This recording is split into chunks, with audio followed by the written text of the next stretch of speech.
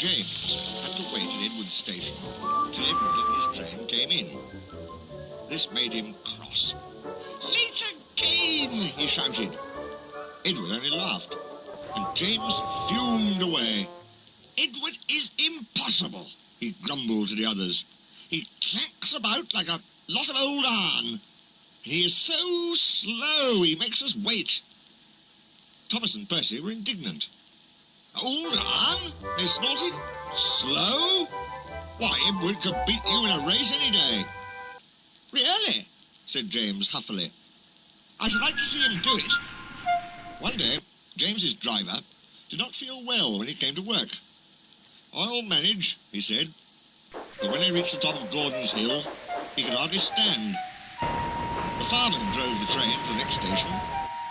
He spoke to the signalman, put the trucks in a siding, and uncoupled James ready for shunting. Then he helped the driver over to the station and asked them to look after him and find a relief. Suddenly the signalman shouted, and the fireman turned round and saw James puffing away. He ran hard, but he couldn't catch James, and soon came back to the signal box. The signalman was busy. "All traffic halted," he announced at last.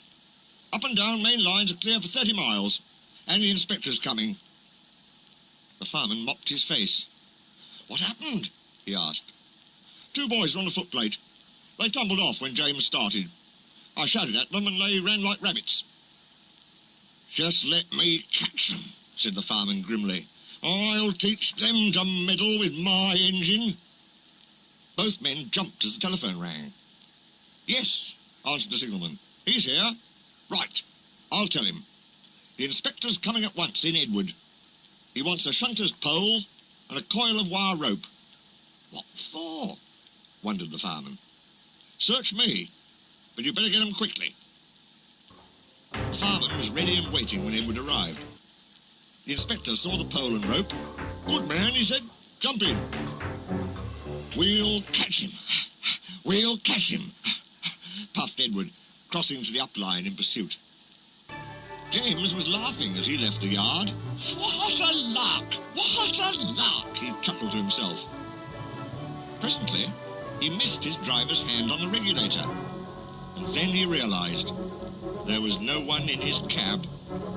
"What shall I do?" he wailed. "I can't stop! Help! Help!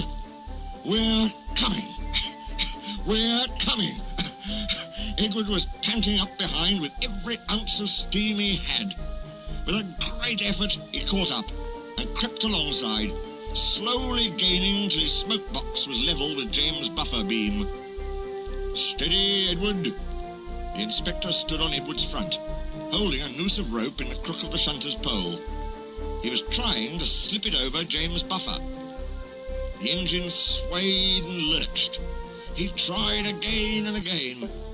More than once he nearly fell, but just saved himself. At last, "Got him!" he shouted. He pulled the noose tight and came back to the cab safely. Gently braking, so as not to snap the rope, Edward's driver checked the engine speed, and James's fireman scrambled across and took control. The engines puffed back side by side. "So, the old iron caught you after all," chuckled Edward. "I'm sorry," whispered James. "Thank you for saving me." "That's all right. You were splendid, Edward." The fat controller was waiting and thanking the men warmly. "A fine piece of work," he said. "James, you can rest and then take your train. I'm proud of you, Edward. You shall go to the works and have your worn parts mended." "Oh, thank you, sir," said Edward happily. "It'll be lovely not to clank." The two naughty boys were soon caught by the police, and their fathers walloped them soundly. They were also forbidden to watch trains till they could be trusted. James's driver soon got well in hospital and is now back at work.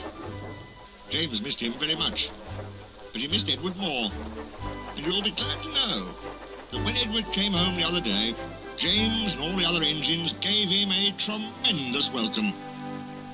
The fat controller thinks he'll be deaf for weeks.